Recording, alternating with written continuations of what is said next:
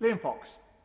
Mr Deputy Speaker, the cladding issue is of great importance to many of my constituents, particularly in Portishead, who understand that a balance must be struck between the problems of leaseholders caught in the cladding trap and the interests of taxpayers at a difficult time for the public finances.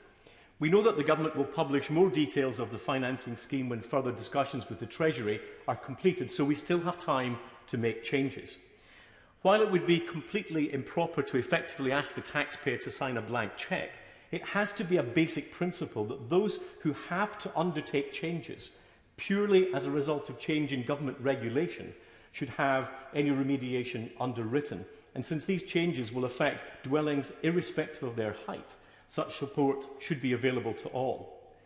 Where changes are required not as a result of change in government regulation, but because of faulty workmanship or frank dishonesty in the declaration of materials used, all costs should fall directly on developers, builders and insurers. Indeed, there may be occasions when criminal sanctions are required. And while it's generally unacceptable for taxpayers to pay in these circumstances, there will have to be exceptions, particularly when the developers in question have gone out of business and leaseholders have no other options from which to seek redress.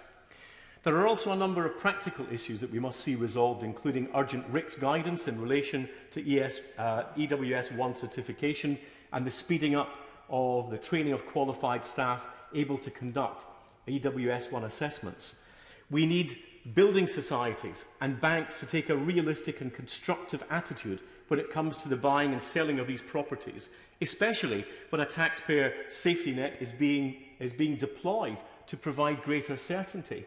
We also need the Association of British Insurers to provide realistic guidance to its members so that, on top of the financial worries that they already have, leaseholders are not subjected to the added anxiety about the failure to insure their properties.